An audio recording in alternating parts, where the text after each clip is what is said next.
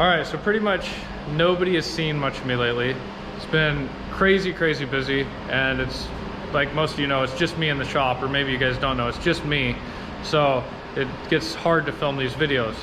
But we're working back on the shop bike today.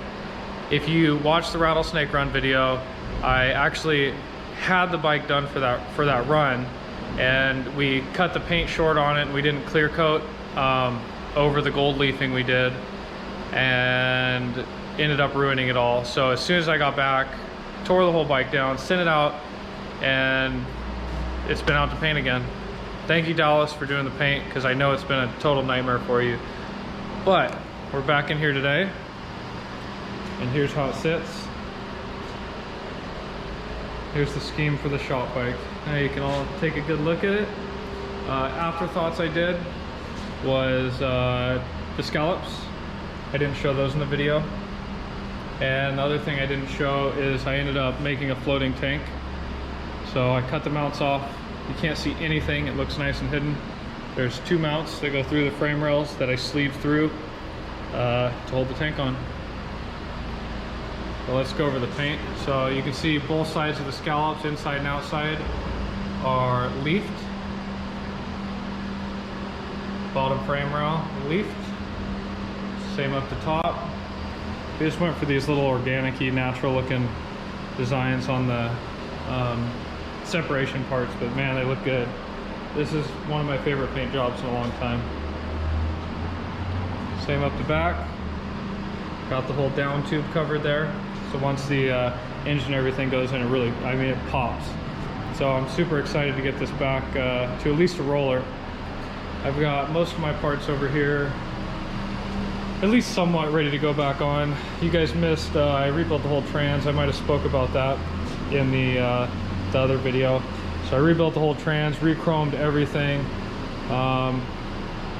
Oil tanks chromed. I'm missing a few pieces. I need to re-chrome this kickstand. I still need a cooler air filter, but these are the only ones that work really good, so that's going to stay on there right now. I need to re-chrome that. Here's the Springer. It's 31 inches from lower tree to axle. This is another piece. We didn't have time to fully chrome it for the last run, so it just got nickel plated. So that'll have to get re-dipped here, but it's totally fine for now. Yeah, let's dig into it. Let's start assembling this thing and see how it comes out. Okay, well, we missed Born Free. It's now exactly a week later from when I started this video. I had everything on pace to make it to the show. Everything was going super smooth. I had this thing almost together. It was pretty much ready to wire. And the last time I rode it, I did a super janky wiring job for the last run because I only had like an hour to wire it. So there was a lot of stuff hanging. I was riding it down the freeway and it ended up just cutting out and dying. So I go, okay, no big deal. It's a wiring thing. I'll fix it later. I thought it was like a main power wire, you know, broke for the coil or something like that.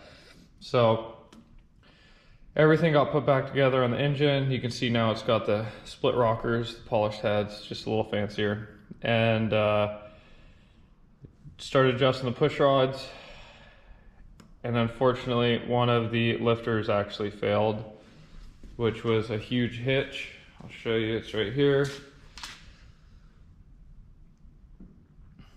Literally snapped off where the roll pin is, dropped everything into the crankcase or into the cam chest. Here's the two pieces that broke off, they got recovered. Here's the roller, ate up like 5 roll pins because all the roll pins separated once it fell into the cam chest. Chewed up a couple gears, chewed up the cam, new rings, so pretty much when it was that point, drained all the oil, checked it all, and it was super contaminated. Everything had metal shavings in it. So engine got pulled out again, case is split, all new main bearings, everything's cleaned, it's brand new again. So, you know, stuff like that happens sometimes, but missed Born Free, but we'll have it for this weekend. So here it is. I'm gonna get the oil tank back in, all this stuff's loose because I had to pull it all apart. So the fender's loose, everything's, you know, just sitting there right now. But yeah, hopefully we'll get this thing wrapped up today. Oil tank back in, get it wired, and fire it up, start getting some heat cycles on it. All right, this is about as far as I'm gonna make it tonight. I am completely unhappy with this oil line setup. I think it looks just super basic and it's kind of stupid, but come out there, run across the cam cover, and just tee off like a normal one. Then up at the top, it's gonna, I'll do one more tee and it'll split to each head. But I do not like it. I'm gonna use it for now though, because I just need this bike to run. It's my bike, I can change it whenever I want. So I'll leave it on for now, and when I get some downtime and it's pet peeving me, I'll change it again.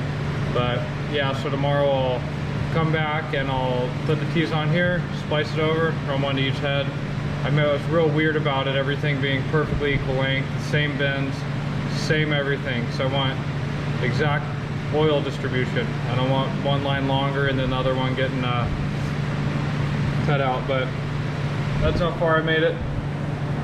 Come back tomorrow and tidy her up a little more, get the wiring done, and hopefully run it.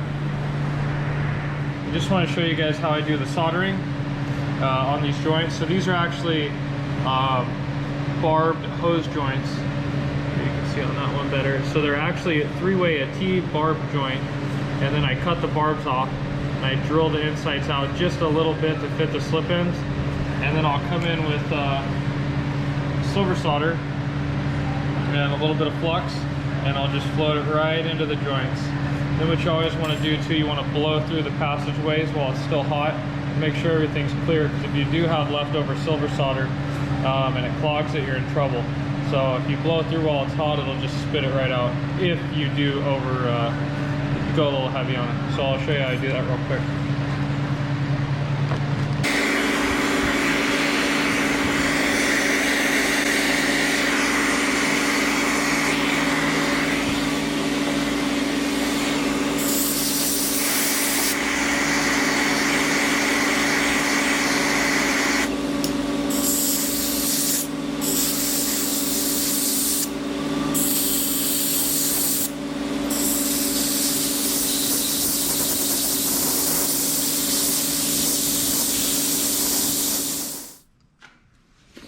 So I didn't really explain why I did the feed lines like this too. So like I said, this is gonna be my rider bike. It's gonna go everywhere this summer. So my main concern was, hey, okay, so I have a push rod get loose. How am I gonna work on that? You know, it had to be accessible from everything. So that's why I ended up teeing down here, lower than the clip, so I can at least pop the clips off if I need to. That's not a problem. I can pop a clip, pull the push rod up. I can still get adjustment down here. That's why I raised it up. I should have explained all this when I was making it, but you got to think of when you're broke down on the side of the road and you need to do some service without pulling everything apart. So you still get into the clips, pop them off, do the push rods, whatever. But yeah, wiring's really close. Key switch is back here. It's not exactly what I wanted, but it'll work for now. I can always change the key switch later. Or just the mount, I mean. But yeah, come in, tidy up the wiring right now. And man, I gotta run a gas line and put the clutch on, and we're ready to go. Start her up.